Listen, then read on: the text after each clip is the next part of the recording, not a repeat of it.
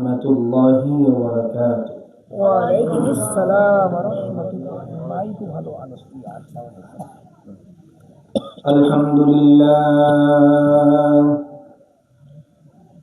الحمد لله الذي جعل الشمس والقمر بحسبان والنجم والشجر يسجدان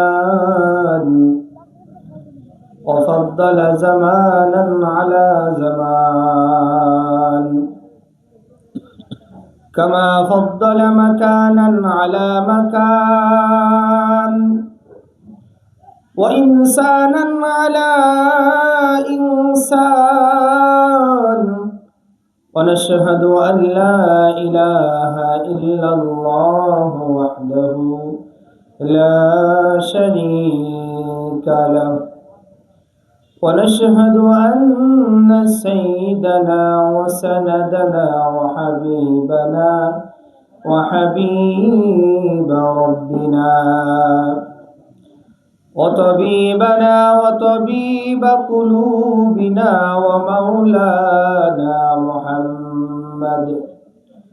ومولانا محمدا عبده ورسوله الذي أرسله الله تعالى بالحق بشيرا ونذيرا وداعيا إلى الله بإذنه وسراجا منيرا. أما بعد فأعوذ بالله من الشيطان الرجيم. بسم الله الرحمن الرحيم. يا أيها الذين آمنوا قوا أنفسكم وأهليكم نارا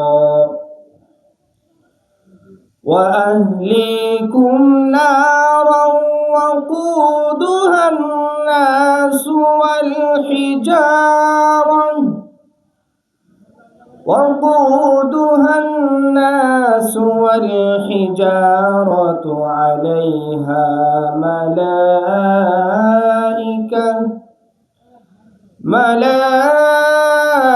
ملائكة غلاظ شداد لا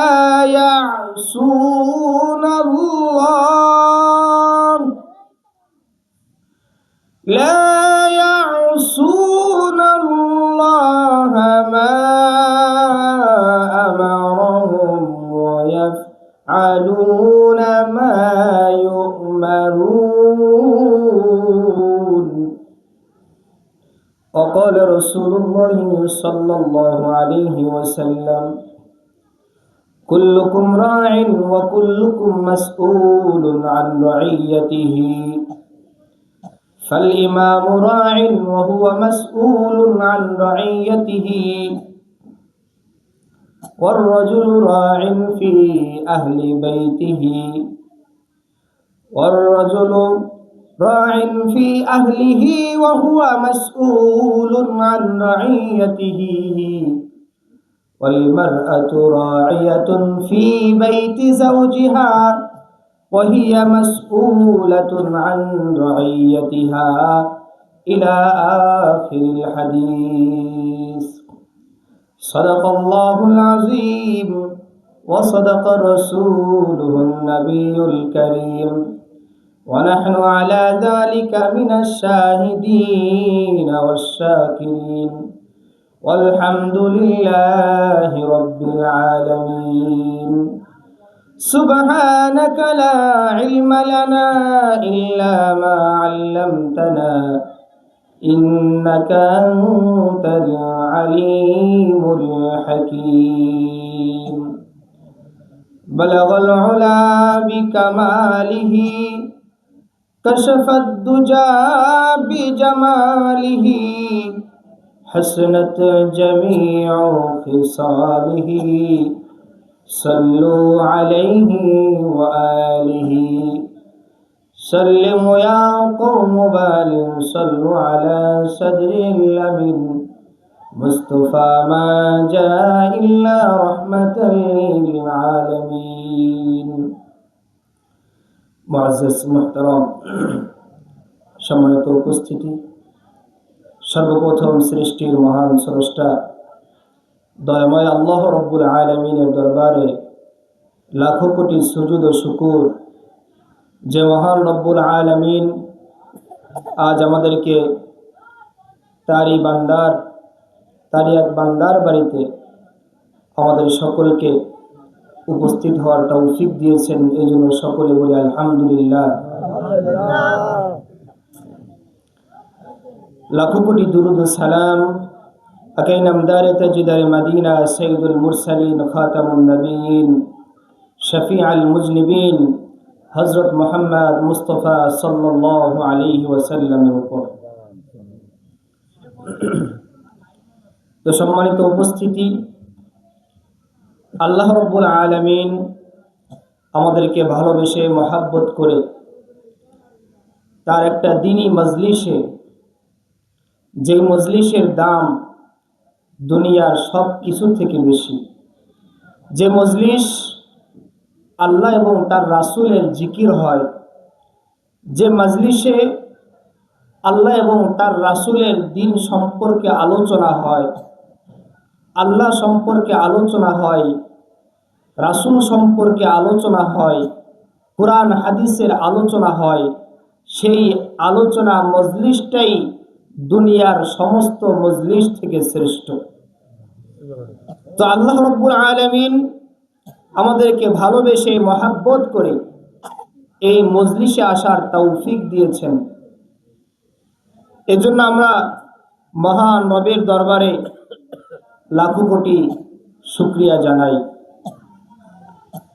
দেখেন, আমাদের মতো আরো অনেক মানুষ এই মহল্লায় যারা আছেন সকলকেই দাওয়াত দেওয়া হয়েছিল এখানে আসার জন্য।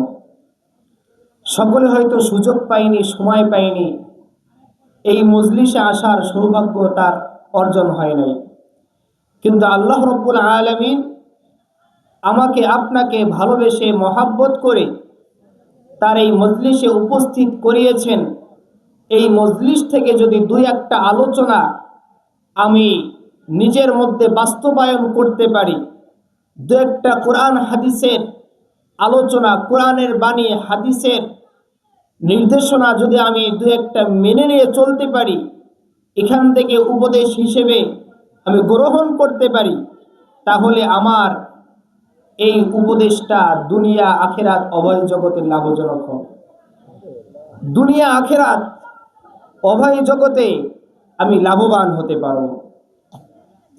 তো আল্লাহ রাব্বুল আলামিন দুনিয়ায় বান্দাদেরকে পাঠিয়েছে তার ইবাদত বন্দেগী করার জন্য। এই বান্দা সকল আল্লাহর ইবাদত করবে, আল্লাহর হুকুম আহকাম বাস্তবায়ন করবে, আল্লাহর নির্দেশনাবলী মোতাবেক তারা চলবে, দুনিয়ায় আল্লাহ বিধিবিধান মোতাবেক চলবে, রাসূলের নির্দেশিত পথ চলবে। ওই সকল বান্দাদেরকে আল্লাহ তাআলা বড় মহব্বত করেন, বড় ভালোবাসেন, যারা আল্লাহ এবং তার রাসূলের দ্বীনের পথে চলে, আল্লাহ এবং তার রাসূলের কথাকে ভালোবাসে, আল্লাহর কথাগুলো, আল্লাহর বাণীগুলা নিজের জীবনে বাস্তবায়ন করার ইচ্ছা পোষণ করেন, নিজের জীবনে আল্লাহর কোরআন বাস্তবায়ন করার প্রচেষ্টা চালায়, রাসূলের সুন্নাত মোতাবেক নিজের জীবন পরিচালনা করতে চায়।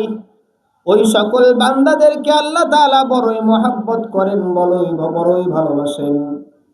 কাল কিয়ামতের ময়দানে আল্লাহ রাব্বুল আলামিন এই সকল বান্দাদেরকে সহজেই চিনতে পারবেন, সহজেই দেখতে পারবেন যে এই সকল বান্দা দুনিয়ার মধ্যে আমাকে ভালোবাসতো, আমার হুকুম আহকাম পালন করত।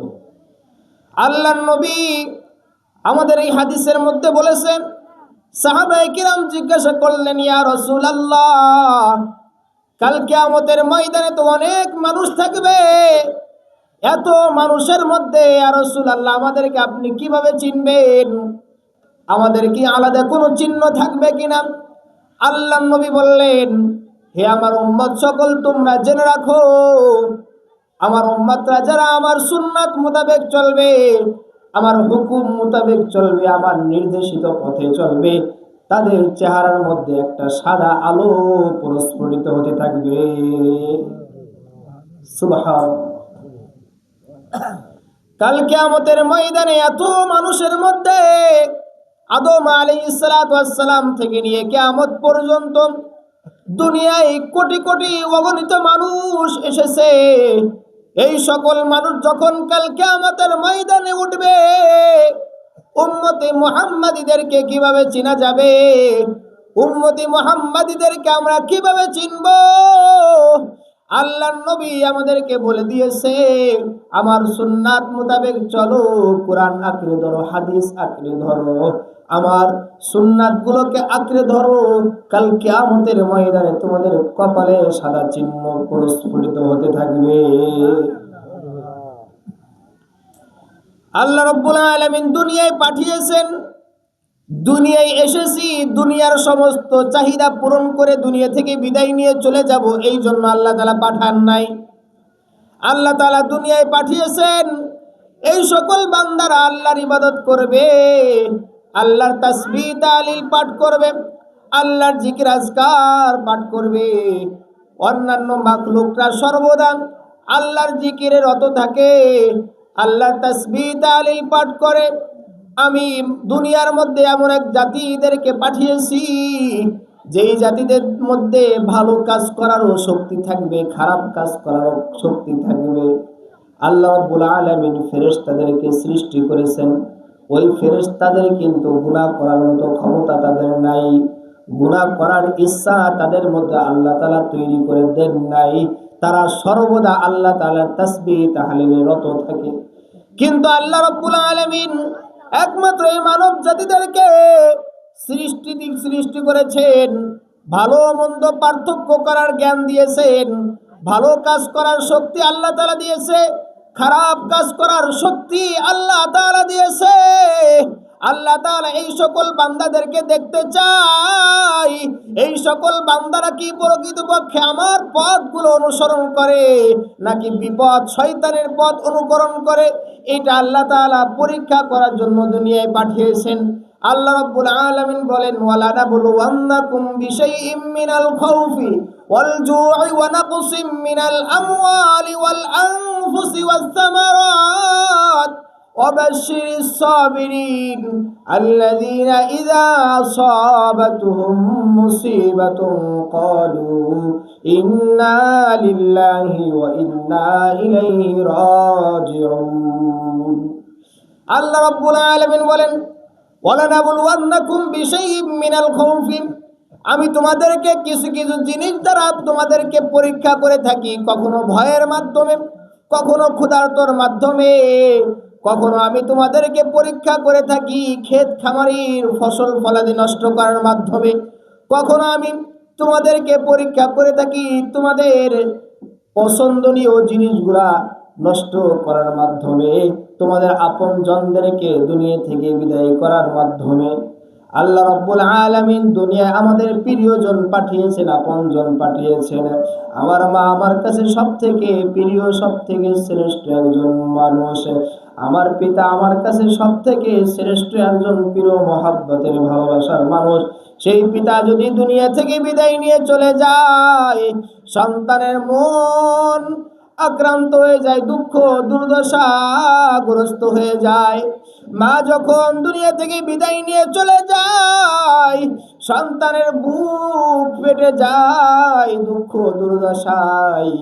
আল্লাহ রাব্বুল আলামিন এই সকল বিপদ মুসিবত দেওয়ার মাধ্যমে পরীক্ষা করে থাকেন। পাশাপাশি আল্লাহ রাব্বুল আলামিন বলেন, এই সকল মুসিবত দেওয়ার পরেও যে সকল বান্দারা ধৈর্য ধারণ করে আর বলে ইন্না লিল্লাহি ওয়া ইন্না ইলাইহি রাজিউন, এই দুনিয়ার সব কিছু আল্লাহর জন্য, এই দুনিয়ার যা কিছু সৃষ্টি করা হয়েছে সব আল্লাহ তাআলা সৃষ্টি করেছে, এই দুনিয়ার মধ্যে যা যা আল্লাহ তাআলা দিয়েছে সব আল্লাহর জন্য, আল্লাহ তাআলা দুনিয়া থেকে বিদায় নিয়ে গিয়েছেন। আমার কিছুই ছিল না, আমি দুনিয়ায় নিঃস্ব হয়ে এসেছিলাম, আমার কোনো ধন দৌলত ছিল না, টাকা পয়সা ছিল না, বাড়ি গাড়ি কিছুই ছিল না, আল্লাহ রাব্বুল আলামিন আমাকে দিয়েছে। ধন দৌলত চলে গিয়েছে, আল্লাহ তাআলা দিয়েছিল, নিয়ে চলে গিয়েছে। আমাকে আল্লাহ তাআলা এটা দিয়েছিল, আল্লাহ তাআলা সেটা নিয়ে নিয়েছে। আল্লাহ তাআলা আমাকে এত ফসল ফলাদি দান করেছিল, আল্লাহ তাআলা নিয়ে নিয়েছে। এই কথার উপর অটল থেকে ধৈর্য ধারণ করে আল্লাহ তাআলার কাছে কাকুতি মিনতি করে বলে, হে আল্লাহ, হয়তো আমার কোনো ত্রুটি, আমার কোনো ভুলের কারণে এমন ক্ষতি হয়ে গিয়েছে। আর বান্দা বলে ইন্না লিল্লাহি ওয়া ইন্না ইলাইহি রাজিউন, সব কিছু আল্লাহর জন্য, আর আমি নিজেই আল্লাহ তাআলার কাছে প্রত্যাবর্তন করব, দুনিয়া থেকে বিদায় নিয়ে চলে যাব। আমার দাদা দুনিয়ায় ছিল, দুনিয়া থেকে বিদায় নিয়ে চলে গিয়েছে। দাদি দুনিয়া থেকে বিদায় নিয়ে চলে গিয়েছে। মা দুনিয়া থেকে বিদায় নিয়ে চলে গিয়েছে। পিতা দুনিয়া থেকে বিদায় নিয়ে চলে গিয়েছে। এইভাবে একে একে সকলে দুনিয়া থেকে বিদায় নিয়ে চলে গিয়েছে। কখন সময় আসে আমাকেও দুনিয়া থেকে বিদায় নিতে হয়। এই জন্য দুনিয়ায় আখিরাতের ফসল ফলাদি অর্জন করতে হবে। আর দুনিয়া মাজরাতুল আখিরাহ, একটা কওলের মধ্যে এসেছে দুনিয়া হলো আখিরাতের শস্য ক্ষেত। দুনিয়ার মধ্যে শস্য ক্ষেত অর্জন করতে হবে আখিরাতের জন্য। দুনিয়ার মধ্যে আখিরাত কামাই করে যাইতে হবে। দুনিয়ার মধ্যে যদি আমরা আখিরাত কামাই করতে এসে দুনিয়া কামাই পিছনে চলে যাই, তাহলে আমাদের জন্য দুনিয়াটা থাকবে, আখিরাতে আমাদের কোনো অংশ থাকবে না। আল্লাহ রাব্বুল আলামিন বলেন, মান কানা ইউরিদু সাওয়াবাল আখিরাতি নাযিদ লাহু ফি হারসিহি ওয়া মান কানা ইউরিদু হারসাদ দুনিয়া নুতিহি মিনহা ওয়া মা লাহু ফিল আখিরাতি মিন নাসিব।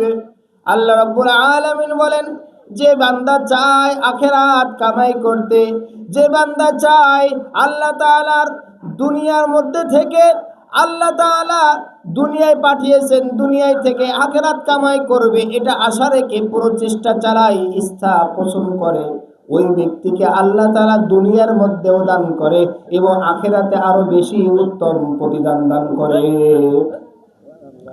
আর যে বান্দা দুনিয়া কামাই করে, দুনিয়া কামার জন্য সর্বদা ব্যস্ত থাকে, নামাজ কালাম পড়ার ধারে কাছে যাওয়ার সময় পায় না, নামাজ পড়ার টাইম পাইতেছে না, রোজা রাখা আল্লাহ তাআলার নির্দেশ, অল্প কিছুদিন পরে রমজান, রোজা চলে আসবে, দুনিয়ার ব্যস্ততা দেখাইয়া, দুনিয়ার কাজ দেখাইয়া আল্লাহর হুকুম থেকে যদি আমি গাফেল থাকি, কাল কিয়ামতের ময়দানে ওই আল্লাহর দরবারে দণ্ডায়মান হতে হবে।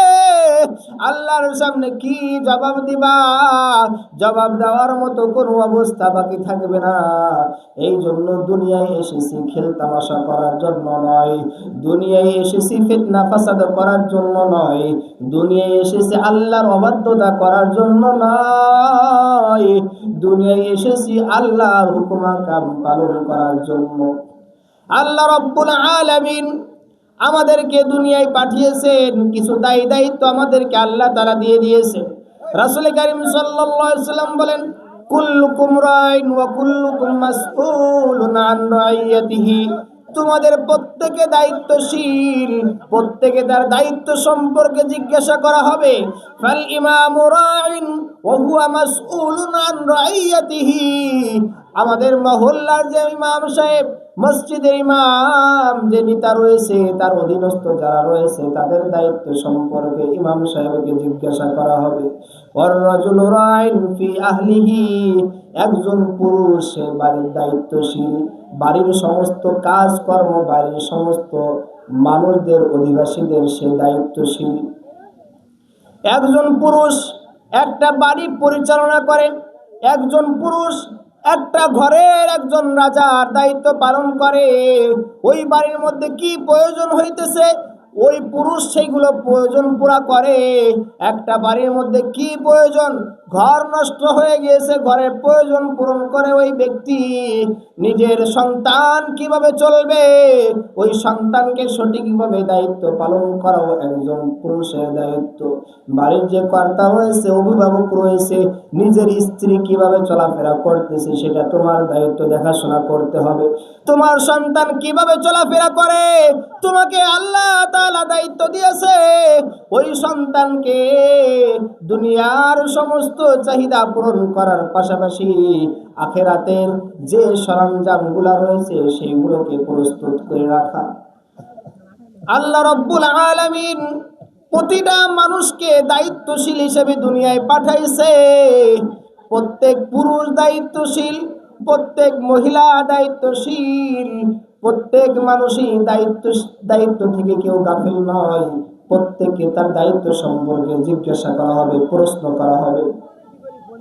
আমি একটা বাড়ির কর্তা, বাড়ির দায়িত্বশীল, আমার অধীনস্থ যারা রয়েছে তাদের দেখভাল, তাদেরকে দিনের পথে চলানো, তাদেরকে কোরআন হাদিসের শিক্ষা দেওয়া ওই কর্তার দায়িত্ব।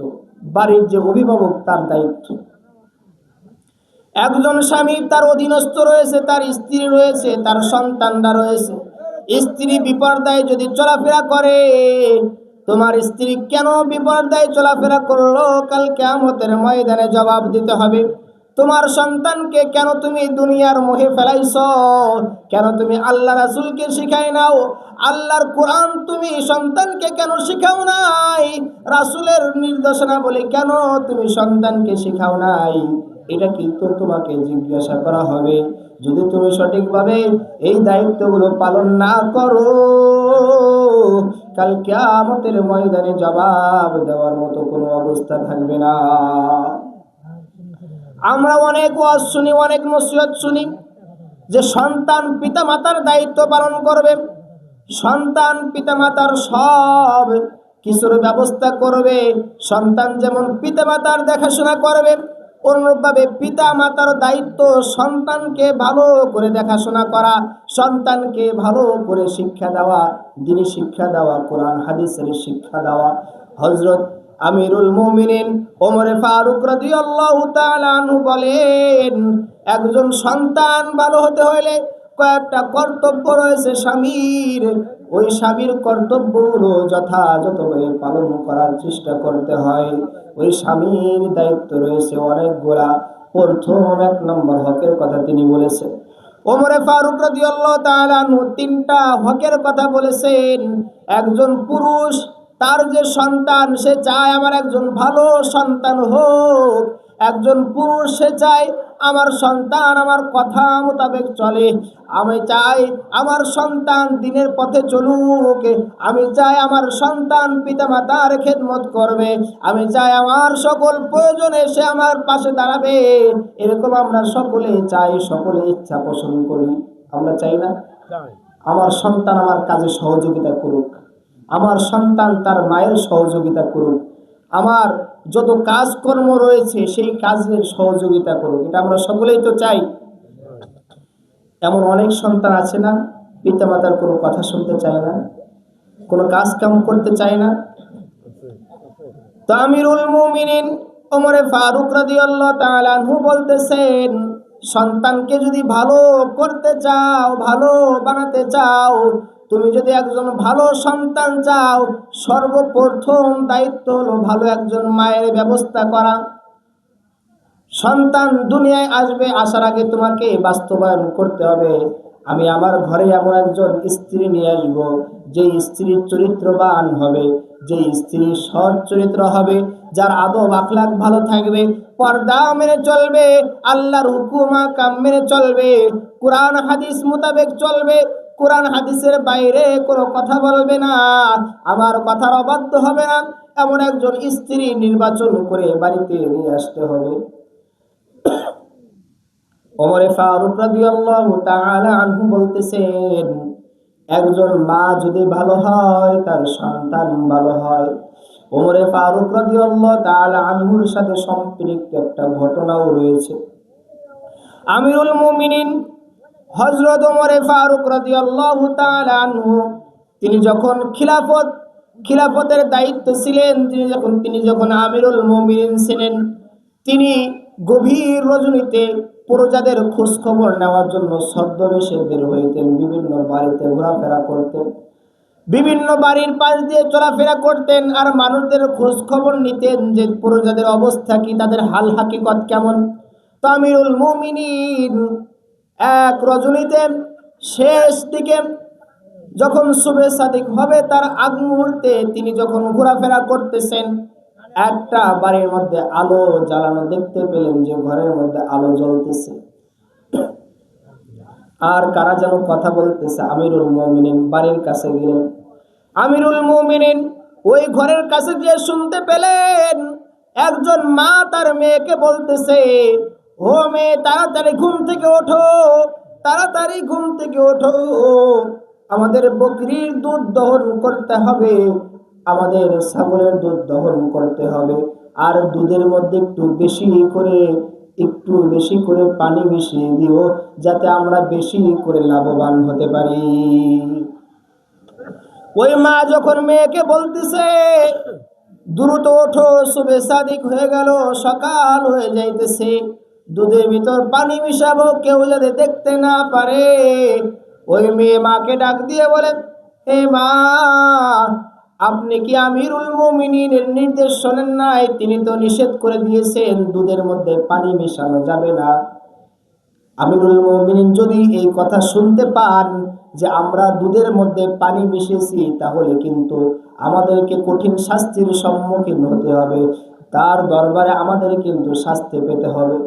ওই মা বলতেছে, হে মেয়ে, আমিরুল মুমিনিন এখন কোথা থেকে আসবে? এখানে তো আমিরুল মুমিনিন নাই, সে তো জানতে পারবে না, সে তো বুঝতে পারবে না আমরা দুধের মধ্যে পানি মিশাবো, সে তো দেখতেও পারবে না, বুঝতেও পারবে না। ওই মেয়ে বলতেছে, হে মা, আমিরুল মুমিনিন দেখতে পাবে না, বুঝতে পারবে না, কিন্তু আমাদের যে রব, আমাদের যে প্রভু আল্লাহ, তিনি কিন্তু আমাদের দেখবে আমরা দুধের মধ্যে পানি মিশিয়েছি। ওই মাকে যখন মেয়ে কথা বলে, আমিরুল মুমিনিন কথাগুলো শুনতেছে, কি ঘটতেছে। আমিরুল মুমিনিন এই ঘটনাগুলো শোনার পরে, এই কথাগুলো শোনার পরে তিনি সেখান থেকে চলে গেলেন। সকাল ভোর হওয়ার সাথে সাথে তিনি ওই পরিবারকে ডাক দিলেন, ওই মহিলাকে ডাক দিলেন। ওই মহিলা মনে মনে চিন্তা করতেছে, হাই, আমরা যে দুধের মধ্যে পানি মিশাতে চেয়েছিলাম, এটা হয়তো তিনি জানতে পেরেছেন, কি না কি হয়। আমিরুল মুমিনিন তাদেরকে ডাক দিলেন, তাদেরকে ডাক দিয়ে ওই মেয়েকে ডাক দিয়ে বললেন, হে মেয়ে, তুমি আজ যে চরিত্রের গুণাবলী তুমি দেখিয়েছো, তোমার যে গুণ তুমি দেখিয়েছো, এটা বড় একটা ফায়দাজনক, তুমি অনেক ভালো একজন মেয়ে। আমিরুল মুমিনিন ওই মেয়ের প্রতি সন্তুষ্ট হয়ে নিজের ছেলে মুহাম্মাদের সাথে ওই মেয়েকে বিবাহ বন্ধনে আবদ্ধ করেন। ওই মেয়ের চরিত্র দেখে আমিরুল মুমিনিন তিনি সন্তুষ্ট হয়ে গিয়েছেন, তিনি আশ্চর্যান্বিত হয়েছেন, নিজের ছেলের সাথে ওই মেয়েকে বিবাহ দিয়েছেন। আমরা দেখতে পাই ওই মেয়ের গর্ভে থেকে যে সন্তানটা এসেছে, সেই সন্তান হলো হযরত ওমর বিন আব্দুল আজিজ রহমাতুল্লাহি আলাইহি, যারা আমরা আব্দুল আজিজ রহমাতুল্লাহ আলী ইসলামের পঞ্চম খলিফা হিসেবে আমরা চিনি। ইসলামের 4 খলিফা, হযরত আবু বকর সিদ্দিক রাদিয়াল্লাহু তাআলা আনহু, ওমর রাদিয়াল্লাহু তাআলা আনহু, হযরত আলী রাদিয়াল্লাহু তাআলা আনহু, হযরত উসমান রাদিয়াল্লাহু তাআলা আনহু। এরপরে পঞ্চম যাকে ওই খলিফাদের অন্তর্ভুক্ত করা হয়, তিনি হলেন আব্দুল আজিজ, ওমর বিন আব্দুল আজিজ রহমতুল্লাহ আলী। তিনি ওমর রাদিয়াল্লাহু তাআলা আনহুর নাতি ছিলেন। এই ওমর বিন আব্দুল আজিজ তিনি এই মায়ের গর্ভে সন্তান। তিনি এমন একজন মানব ছিলেন যার মধ্যে সাহাবীদের চরিত্র ছিল, যার মধ্যে সাহাবীদের আখলাক ছিল। এই জন্য ওমর বিন আব্দুল আজিজ রহমতুল্লাহ আলাইহি তার অনেক সুখ্যাতি, অনেক সুনাম অর্জন করেছেন। তো দেখেন, তিনি তবে তাবিন হওয়ার পরেও তিনি সাহাবাদের মর্যাদা, সাহাবাদের গুণাবলী তার মধ্যে ধারণ করেছেন। কোন কারণে? তার মায়ের কারণে, মায়ের সুন্দর চরিত্র, সুচরিত্রের কারণে সন্তান ভালো হয়েছে। তো এইভাবে হযরত আশরাফ আলী থানভী রহমাতুল্লাহ আলাইহি তিনি একটা ঘটনা বর্ণনা করতেছেন যে একজন নবদম্পতি স্বামী স্ত্রী তারা চিন্তা করেছে, আমরা তো বিবাহ করলাম, একটা সন্তানের আশা করি, সন্তান যেন ভালো হয়, এই জন্য আমাদেরকে ভালোভাবে চলাফেরা করতে হবে, আমরা কোনো অন্যায় করব না, আমরা কোনো অবিচার করব না, আল্লাহর কোনো অবাধ্যতায় আমরা লিপ্ত হব না। ওই স্বামী স্ত্রী এই চিন্তা পরিকল্পনা করে সেভাবে চলতেছে। চলতে চলতে সন্তান গর্ভে এসেছে, তারা কোনো অন্যায় কাজের মধ্যে জড়িত হয় নাই। ওই সন্তান দুনিয়ায় আসার পরে যখন 3-4 বছর হয়ে গেছে, 3-4 বছর পরে ওই পিতা সন্তানকে নিয়ে রাস্তা দিয়ে যাইতেছে। রাস্তা দিয়ে যাওয়ার পথে একটা বড়ই গাছ দেখতে পেল। ওই ছেলে সন্তান ওই বড়ই গাছ থেকে একটা বড়ই ছিঁড়ে খাইতেছে বাড়ির মালিকের অনুমতি ছাড়া।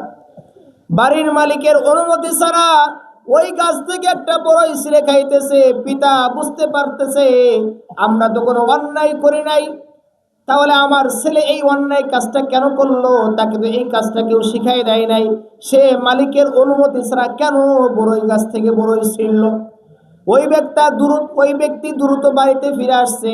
বাড়িতে ফিরে আসার পর স্ত্রীকে বলতেছে, ওই স্ত্রী, আমরা তো পরিকল্পনা করেছিলাম, আমরা একজন ভালো সন্তান আশা করেছি, আমরা যেন আমাদের সন্তান যেন কোনো অন্যায় কাজ না করে, আমাদের সন্তান যেন একজন সুচরিত্রবান হয়, তাহলে আজকে এই কাজটা কেন করলো? তুমি এর জবাব দাও। ওই স্ত্রী বলতেছে, ওগো আমার স্বামী, আমি এই কাজটা করেছিলাম, আমি একটা ভুল করেছিলাম।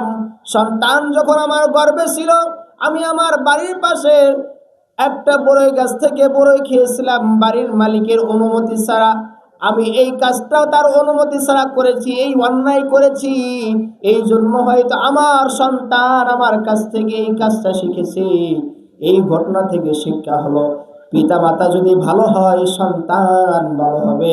পিতামাতা যদি নামাজি হয়, পিতামাতা যদি আল্লাহর হুকুম কোরআন মোতাবেক চলতে চায়, আল্লাহ এবং তার রাসূলের পথে যদি পিতামাতা চলে, সন্তানদেরকে যদি সেভাবে চালায়, সন্তানরা মানুষের মতো মানুষ হবে, সন্তানরা সুচরিত্রবান হবে। আমরা বৃদ্ধ হওয়ার পরেও সন্তানরা আমাদের দেখভাল করবে। আমরা দুনিয়ায় আমাদের সন্তানদেরকে অনেক মহব্বত করি, অনেক ভালোবাসি। সন্তানের ভালোবাসা মহব্বত দেখাতে যে নিজের পিতার খোঁজখবর আমরা নেওয়া থেকে বিরত থাকি। নিজের মা অসুস্থতায় মধ্যে কাতরায়, তার খোঁজখবর আমরা নিই না, অথচ আমাদের সন্তানের যা প্রয়োজন সকল প্রয়োজন আমরা দিচ্ছি।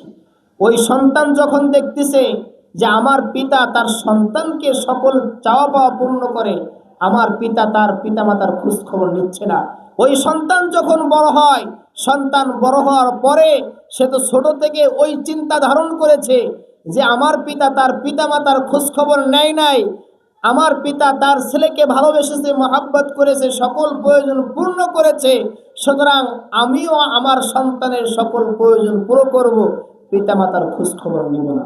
এটাই তো সমাজ হইতেছে। আমরা সন্তানদেরকে ভালোবাসবো, সন্তানের সকল প্রয়োজন পুরা করব, সাথে সাথে পিতা মাতার খোঁজ খবর নিতে হবে। পিতামাতা যেন অবহেলিত না হয়।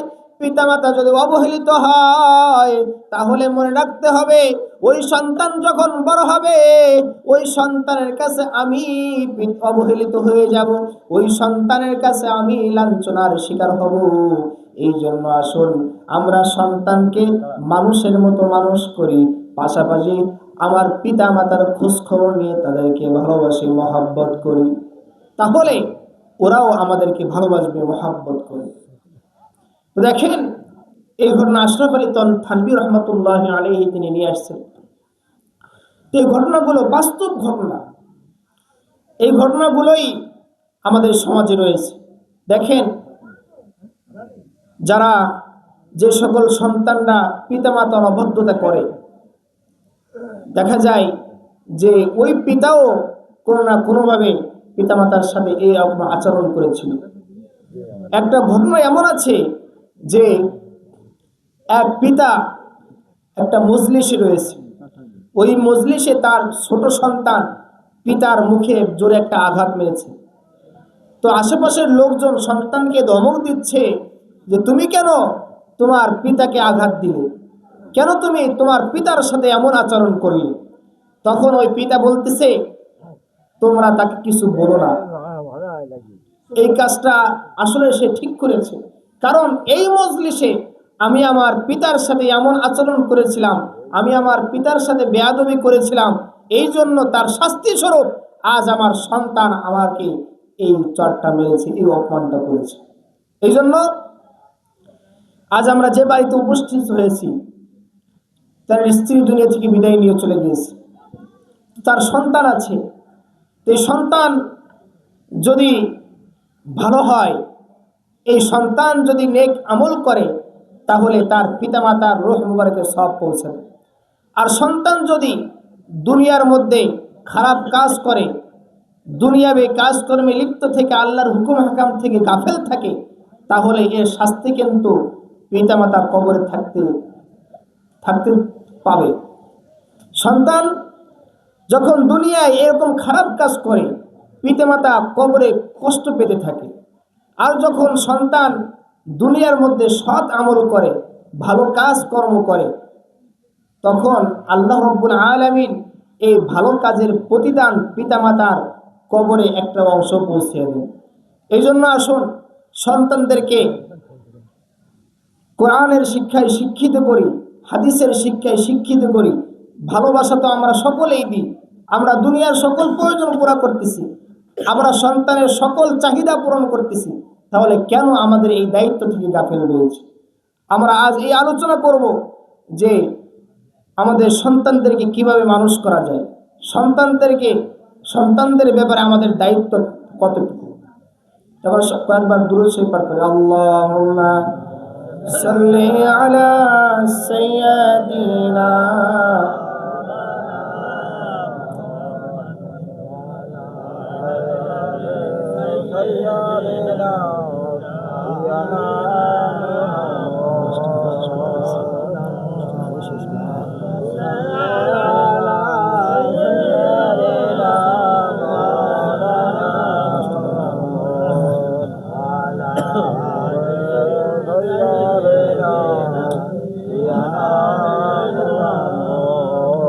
আমরা বলতেছিলাম আমিরুল মুমিনিন রাদিয়াল্লাহু তাআলা আনহু তিনি যে তিনটা হকের কথা বলেছেন। এক নম্বর হলো যে একজন ভালো মায়ের ব্যবস্থা করা।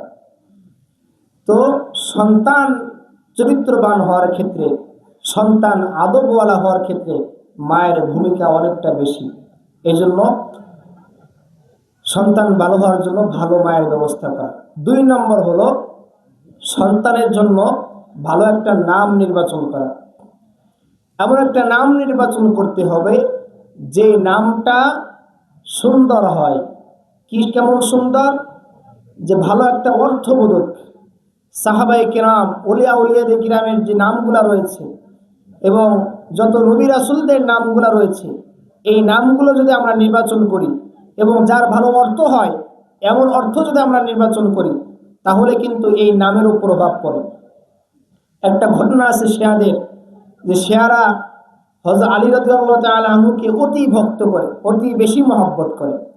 তো তারা রাসূল করিম সাল্লাল্লাহু আলাইহি সাল্লাম ইন্তেকাল হওয়ার পরে তারা চেয়েছিল যে আলী রাদিয়াল্লাহু তাআলা আনহু খিলাফত পায়, কিন্তু আলী রাদিয়াল্লাহু তাআলা আনহুর আগে হযরত আবু বকর সিদ্দিক রাদিয়াল্লাহু তাআলা আনহু এবং ওমর রাদিয়াল্লাহু তাআলা আনহু খিলাফত লাভ করেছে। একজন শিয়া ব্যক্তি সে ওমর রাদিয়াল্লাহু তাআলা আনহু এবং আবু বকর সিদ্দিক রাদিয়াল্লাহু তাআলা দুইজনকে খুব বিদ্বেষ পোষণ করে। তো এই দুইজনের প্রতি বিদ্বেষ পোষণ করে তার যে দুইটা গাধা আছে, দুইটা গাধার নামে, একটা গাধার নাম রাখছে আবু বকর, একটা গাধার নাম রাখছে ওমর। তো দুইটা গাধা, ওমর রাদিয়াল্লাহু তাআলা আনহুর জজবা কিন্তু অনেক ছিল, মেজাজ ছিল কঠোর, তিনি দিনের প্রতি অনেক কঠোর ছিলেন। তো ওই দুইটা গাধার একটা গাধা ওই শিয়া ব্যক্তিকে লাথি মেরে, একটা লাথি মারে, লাথির কারণে ওই ব্যক্তিটা মারা যায়। পরবর্তীতে দেখা যায় যে ওই গাধার নাম রেখেছিল ওমর, কারণ ওমরের জজবা বেশি, এই জন্য ওই গাধাটা এমন জোরে মেরেছে ওই শেয়া ব্যক্তিকে যে শেয়া ব্যক্তি মারা গেল। এইভাবে অনেক ঘটনা রয়েছে। নামের ওপরও ভাব পড়ে, সন্তানের ওপর। অনেক অলিয়া উলিয়া যারা আছেন তাদের নামগুলো দেখেন, তাদের নামগুলো ভালো অর্থবোধক হয়। এই জন্য সন্তানের জন্য ভালো নাম নির্বাচন করা। 3 নম্বর হলো সন্তানকে আল্লাহ এবং তার রাসূলকে চিনানো, আল্লাহর কোরআন শিক্ষা দেওয়া, রাসূলের হাদিস অনুযায়ী চালানো।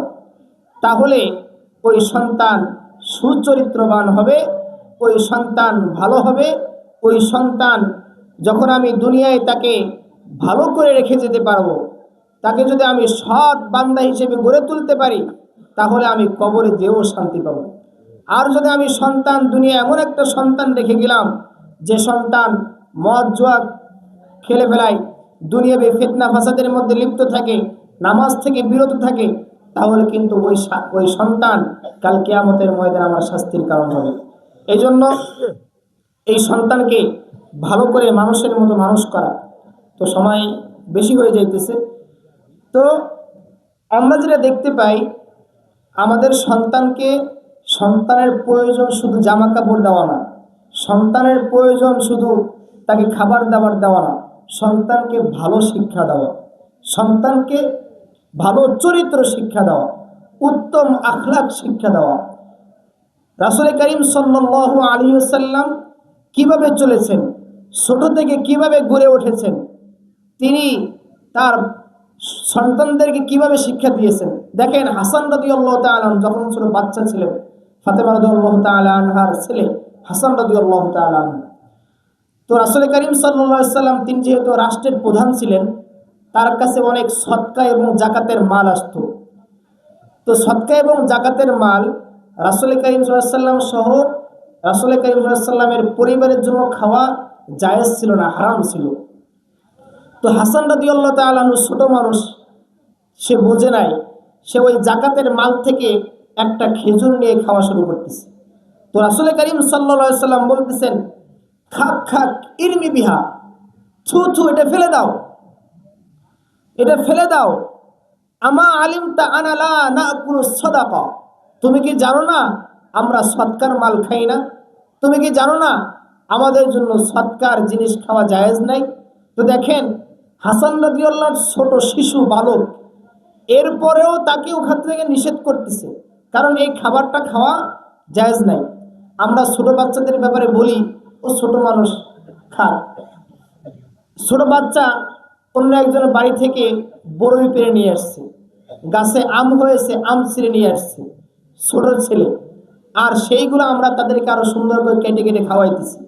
আমার সন্তান যে অন্যের বাড়ি থেকে অনুমতি ছাড়া যে এগুলো নিয়ে আসছে, আমি কি তাকে জবাবদিহিতা করেছি? আমি তাকে বলেছি তুমি কেন তারটা ছিঁড়লে, তার কাছে ফিরিয়ে দিয়ে এসো। এই যে ছোট বালক, এরপরও এটা শিক্ষা দেওয়া। আমরা মনে করি যে বড় হোক তারপরে শিখবে, কিন্তু না, ওটা সুযোগ দেওয়া যাবে না, ওই ছোট থেকেই শেখাতে হবে। রাসূল করিম সাল্লাল্লাহু আলাইহি ওয়াসাল্লাম এভাবে শিখিয়েছেন। রাসূল করিম সাল্লাল্লাহু আলাইহি ওয়াসাল্লামের এক পুত্র ছিল, ওই পুত্র খানা খাইতে বসছে, সবাই একসাথে খানা খায়, বড় প্লেট। তো তার নাম হচ্ছে আবু সালাম। তো তিনি ছোট ছেলে, সে ওখান থেকে এখান থেকে খাইতেছে, ওখান থেকে এক জায়গায় খাইতেছে, ওখান থেকে এক জায়গায় খাইতেছে, বিভিন্ন জায়গা থেকে খাইতেছে। তো রাসূল করিম সাল্লাল্লাহু আলাইহি ওয়াসাল্লাম বলতেছেন, ইয়া গোলাম সাম্মিল্লাহ, হে বালক তুমি আল্লাহর নাম নাও, আল্লাহর নাম নিয়ে খাওয়া শুরু করো। ছোট ছেলে, সে কিন্তু বড় হয় নাই। এর উপরও বলতেছেন আল্লাহর নাম নিয়ে খাও, এবং ওয়াকুল বিয়ামিনিক, এবং তুমি তোমার ডান হাত দিয়ে খাও, এবং ওয়াকুল মিম্মা ইয়ালিক, এবং তোমার সামনে থেকে খাবার খাও, এখান থেকে ওখান থেকে নিয়ে খেও না।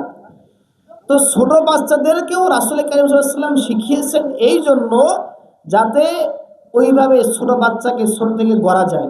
আমরা ছোটকালে এইভাবে সুযোগ দেওয়ার কারণে, সুযোগ দিতে দিতে কখন যে বড় হয়ে গিয়েছে আমরা নিজেরাও বুঝি না, পরবর্তীতে আমরা কষ্ট পেয়ে যাই, আমার সন্তান আমার কথা শোনে না, আমার কথা মতো চলে না।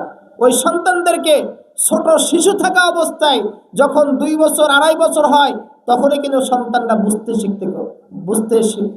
বুঝতে পারে সব কিছু, দুনিয়ার সব কিছু চেনে, মাকে চেনে, ভাইকে চেনে, পিতাকে চেনে, নানা নানি সব চেনে, তাহলে কেন সে আল্লাহ রাসূলকে চিনবে না? অবশ্যই চিনবে, আল্লাহকে চিনবে, রাসূলকে চিনবে, কোরআন চিনবে, লা ইলাহা ইল্লাল্লাহ কালিমা শিখবে, কালিমায়ে শাহাদাত শিখবে, কালিমায়ে তাইয়্যিবা শিখবে, সব শিখবে। আমরা শেখাই আম জাম কাঁঠাল সব কিছু শেখাইতেছি, কেন আমরা কালিমা তাইয়্যিবা শেখাতে পারি না? কেন আমরা সূরা ফাতিহা শেখাই না? কেন আমরা সূরাগুলো শেখাই না? এইগুলো যদি আমরা ছোট থেকে শেখাই, ছোট থেকে আদব কায়দা করে মানুষ করতে পারি, তাহলে এই সন্তান দুনিয়ায় যদি আমরা এরকম ভালো মানুষ করে রেখে যেতে পারি, তাহলে আমার অনেক লাভ হবে, অনেক ফায়দা হবে। অনেক বিস্তারিত ঘটনা আছে শিক্ষা নেওয়ার জন্য। তো অনেক রাত হয়ে যাইতেছে, আমরা আলোচনা শেষ করব।